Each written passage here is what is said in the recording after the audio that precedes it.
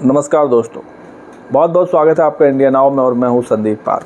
लोकसभा चुनाव 2024 ये चुनाव पिछले अन्य चुनावों से बिल्कुल हटकर है। ये चुनाव कई पार्टियों के लिए उम्मीदों का चुनाव है और बीजेपी के लिए वापसी का चुनाव है। लेकिन इस बार उनकी वापसी उतनी आसान दिख नहीं रही है जितनी आसान 2019 में 2014 में थी।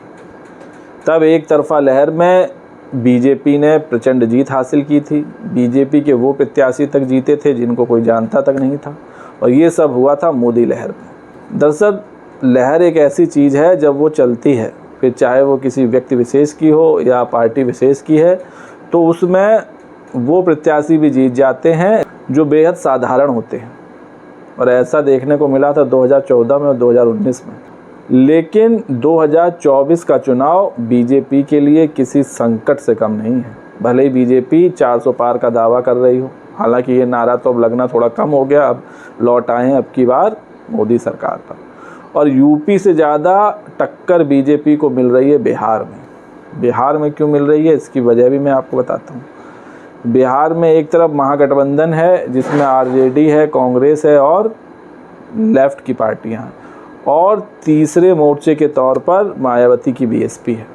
बीएसपी बिहार की सभी 40 सीटों पर चुनाव लड़ रही है। तो यहाँ पर जो बीजेपी है उसकी लड़ाई सिर्फ एक या दो पार्टी से नहीं बल्कि 4 पार्टियों से है। कांग्रेस, आरजेडी, लेफ्ट दल और मायावती की बीएसपी। इसलिए बीजेपी के जो दिग्गज नेता हैं, खुद पीएम मोदी, गृह मंत्री अमित शाह, बीजेपी के राष्ट्रीय अध्यक्ष जेपी नड्डा, रक्षा मंत्री राजनाथ सिंह, यूपी के सीएम योगी आदित्यनाथ, असम के सीएम हेमंत बिस्वा, इसके अलावा जो भी पार्टी के दिग्गज नेता हैं वो सब बिहार के रण क्षेत्र में उतरे हैं। पीएम मोदी ने तो बीते 45 दिनों के भीतर बिहार में 8 से ज़्यादा दौरे कर डाले और करीब 15 से ज़्यादा रैलियां कर डाली हैं।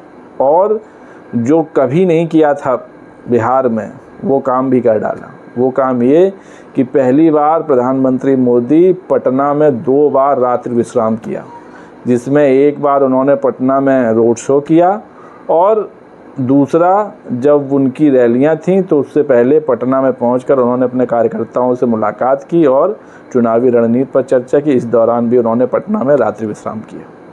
तो आखिर क्यों पटना में बीजेपी का इतना फोकस है? क्या पटना में स्थिति गड़बड़ाई हुई है? जबकि जो एनडीए गठबंधन है बिहार में वो जेडीयू भी उसके साथ है, बीजेपी खुद है और जीतन मांझी की हम है, उपेंद्र कुशवाहा साथ में है और चिराग पासवान की एलजेपी-आर है। ये सब पार्टियां मिलकर चुनाव लड़ रही हैं। पिछले चुनाव में जबकि बिहार में एनडीए ने 40 में 39 सीटें जीती थीं, 1 सीट सिर्फ कांग्रेस को आई थी और आरजेडी का खाता भी नहीं खुला था। तो पिछले चुनाव में एक तरफा जीत एनडीए की हुई थी, लेकिन इस बार उसी बिहार में बीजेपी पूरी ताकत झोंके दे रही है, पूरा बल लगा दे रही है। तो कुछ ना कुछ तो धरातल पर ऐसे इनपुट मिले होंगे जिसके चलते बीएसपी बिहार में थोड़ी सी घबराई हुई है। और बीजेपी के नेताओं के जो भाषण है वो भी काफ़ी आक्रामक हो गए हैं, उनमें भी तल्ख तेवर नज़र आने लगे हैं।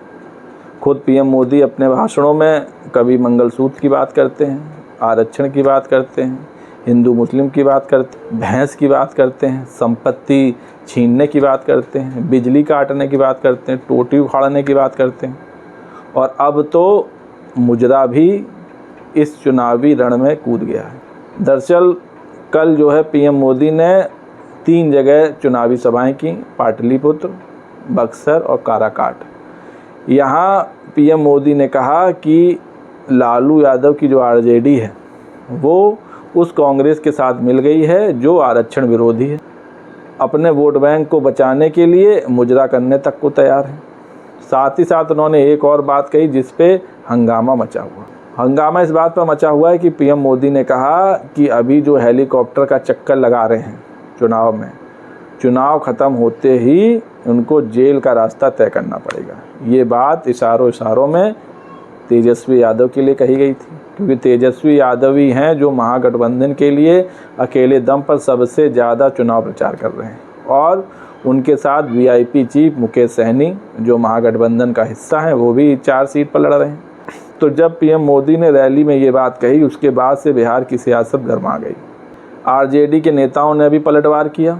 उन्होंने कहा कि पीएम मोदी की जो भाषा शैली है, उनके भाषणों में जो भाषा का स्तर है वो लगातार गिरता जा रहा है और ऐसा इससे पहले कभी नहीं हुआ था। आरजेडी के जो राज्यसभा सांसद हैं और राष्ट्रीय प्रवक्ता हैं मनोज झा, उन्होंने कहा कि पीएम मोदी की ये भाषा उनके गले नहीं उतर रही है और भाषा का स्तर, बयानों का स्तर बहुत नीचे चला गया। तो ऐसी भाषा का इस्तेमाल उनको नहीं करना चाहिए। और रही बात जेल जाने की, तो तेजस्वी यादव ऐसी धमकियों से डरने वाले नहीं हैं। वहीं तेजस्वी यादव ने भी बयान दिया और उन्होंने ये मुद्दा पहुंचा दिया बिहारी और गुजरातियों के बीच। तेजस्वी यादव ने कहा कि वो गुजराती से ये बिहारी डरने वाला नहीं है और उन्होंने कहा कि ये दिल्ली झारखंड नहीं है, ज़रा हाथ लगा कर तो दिखाइए। तो अब जो चुनाव है उसमें बुनियादी मुद्दे, ज़मीनी मुद्दे सब विलुप्त हो गए। आरोप प्रत्यारोप की सियासत चल रही है, धमकी भरे भाषण चल रहे हैं, उसी का पलटवार किया जाता है और जवाब दिया जा रहा है। तो ये स्थिति बिहार में बन गई और इस बार बिहार में मामला गड़बड़ाया हुआ है, क्योंकि जो एनडीए है उसका भी मुकाबला 4-5 पार्टियों से है। कांग्रेस, आरजेडी, मायावती की बीएसपी, लेफ्ट दल और मुकेश सहनी की वीआईपी।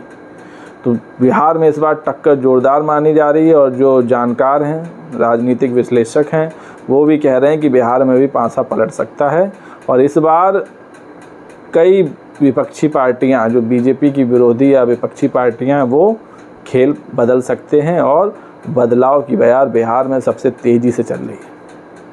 हाल ही में मायावती ने भी बक्सर में भव्य चुनावी रैली की, जिसमें लाखों की तादाद में लोग पहुंचे उनको देखने और सुनने के लिए। तो बिहार में कई सीटें ऐसी हैं जहां बीएसपी भी जीत की प्रबल दावेदार दिख रही है, फिर चाहे वो वैशाली की सीट हो जहां से शंभू कुमार सिंह प्रत्याशी हैं, जहानाबाद की सीट हो, बक्सर की सीट हो और शिवहर की सीट हो। कई सीटों पर मुकाबला चौतरफा बना हुआ है, त्रिकोणीय भी मुकाबला सबसे ज़्यादा सीटों पर है। तो बिहार का नतीजा, बिहार की जनता किसके हाथ में सत्ता सौंपेगी, बिहार की जनता का मन क्या है, बिहार की जनता का मूड क्या है, ये पता चल जाएगा 4 जून को।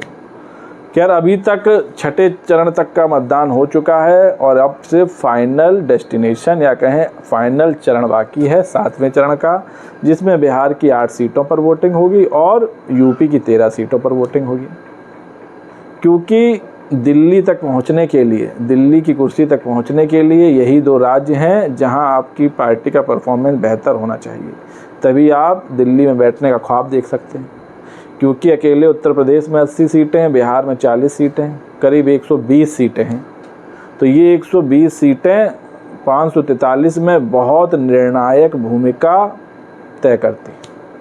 हालांकि इसके बाद और राज्य भी हैं, महाराष्ट्र भी है, राजस्थान है, मध्य प्रदेश है और साउथ के कई राज्य हैं, लेकिन सबसे ज़्यादा चर्चा लोकसभा चुनाव में यूपी और बिहार की होती है।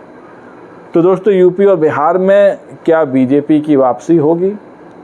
क्या 2019 के चुनावों की तरह बीजेपी एक बार फिर बड़ी जीत हासिल करेगी या फिर मायावती की पार्टी और जो विरोधी पार्टियां हैं, जो विपक्षी दल हैं, वो बीजेपी की मुसीबत बढ़ाएंगे? अपनी राय कमेंट्स करके दीजिए और वीडियो पसंद आया हो तो चैनल को लाइक, शेयर और सब्सक्राइब करना ना भूलिए। तब तक के लिए नमस्कार।